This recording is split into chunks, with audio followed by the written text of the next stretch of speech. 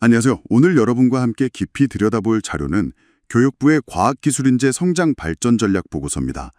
아시다시피 기술 패권 시대의 인재가 핵심 동력인데 정작 현장에서는 좀 어렵다는 목소리가 많잖아요. 네, 맞습니다. 과연 이 보고서가 실질적인 돌파구를 좀 제시할 수 있을지 핵심 내용만 쏙쏙 뽑아 보겠습니다. 네.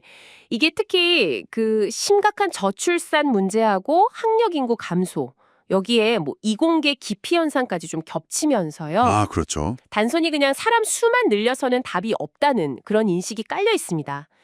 그래서 이 보고서는 인재들이 뭐랄까 전생에 걸쳐서 제대로 좀 성장하고 또 꿈을 펼치고 사회적으로도 존중받는 그런 환경을 만드는 데에 초점을 맞추고 있어요. 단순히 양적 확보를 넘어서 질적인 성장 기반을 다지겠다. 이런 말씀이시군요. 네, 바로 그겁니다. 그렇군요.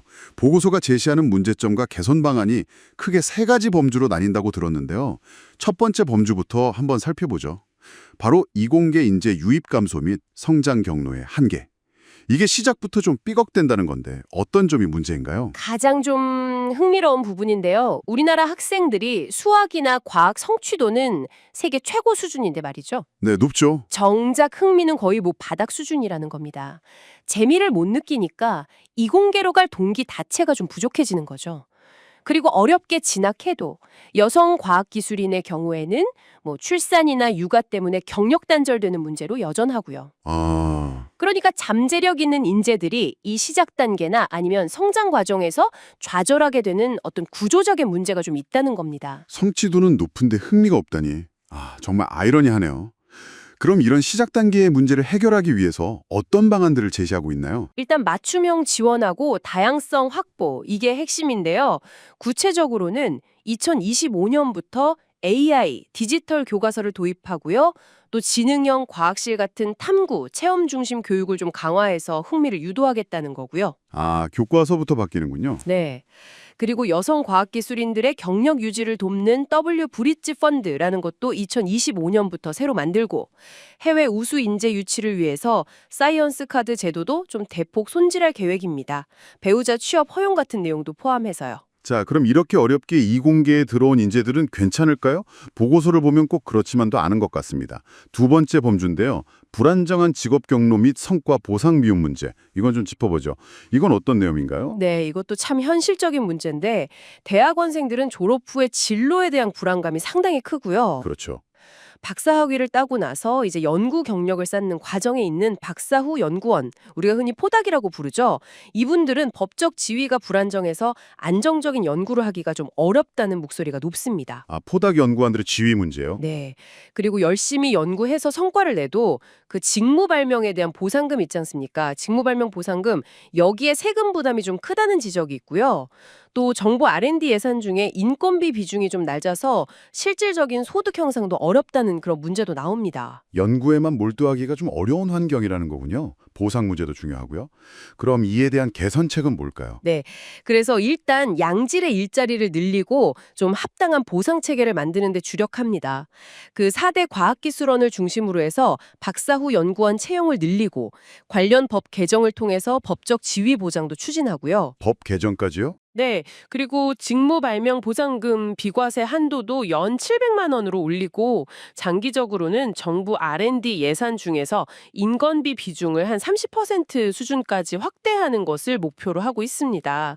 연구자들이 좀 안정적으로 연구하고 그 성과에 대해서 제대로 보상받도록 하겠다, 이런 의지죠. 알겠습니다. 자, 마지막 세 번째 범주입니다. 과학기술인에 대한 사회적 인정 부족 및 경직된 연구 문화. 이것도 참 중요한 문제 같은데요. 열심히 연구해도 사회적으로 인정받기 어렵고 연구 환경 자체도 좀 문제라는 지적인데요. 맞습니다. 이게 사회 기여도에 비해서 직업 선호도는 좀 낮게 나타나고요. 네. 연구 외에 뭐 행정 업무 부담이 과도하다거나 아니면 좀 위계적인 조직 문화 때문에 연구에 몰입하기 어렵다, 이런 현장의 목소리가 상당히 큽니다. 심지어 과학기술계 스스로도 우리가 대중하고 소통이 좀 부족하다, 이렇게 느낄 정도로 하니까요. 스스로도 그렇게 느낀다니 좀 심각하네요. 네, 이런 환경은 결국 연구자들의 자긍심을 떨어뜨릴 수밖에 없겠죠. 그렇죠. 자긍심 저하는 결국 연구 성과에도 영향을 미칠 텐데요. 이 부분은 그럼 어떻게 개선하려고 하나요? 일단 과학기술 인재 정보를 데이터베이스, DB로 구축해서요. 국가 핵심 인재로 좀 체계적으로 관리하고 연구 행정을 좀 선진화해서 불필요한 부담을 줄여서 자율적인 연구 문화를 만들겠다는 계획입니다. 네. 또 가칭입니다만 한국 사이언스 미디어 센터 SMC 설립 같은 걸 추진해서 국민들 눈높이에 맞춰서 과학기술계와 양방향 소통을 강화하는 방안도 제시됐습니다. 연구자들이 좀 자부심을 갖고 연구에 집중하고 또 그 성과가 국민에게 잘 전달되도록 하려는 그런 노력이라고 볼 수 있겠습니다. 네. 오늘 이렇게 쭉 살펴본 것처럼 이공계 인재 문제는 교육부터 시작해서 진로, 보상, 문화까지 정말 여러 측면이 복잡하게 얽혀 있네요. 보고서가 상당히 구체적인 계획들을 담고 있긴 합니다. 네, 그렇죠. 그런데 결국 중요한 건 이런 정책들이 그냥 서류상 계획에 그치지 않고요. 현장에서 실제로 좀 작동해서 과학기술 인재들이 정말 자긍심을 느끼면서 연구에 몰입하고 또 국민들과 더 가까워지는 그런 실질적인 변화를 만들어내는 것, 이게 중요해 보입니다. 맞습니다.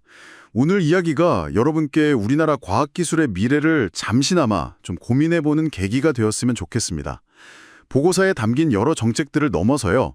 우리 사회가 과학기술 인재를 좀 더 존중하고 응원하기 위해서 일상에서 할 수 있는 일은 또 무엇이 있을지 한 번쯤 생각해 보시면 어떨까요?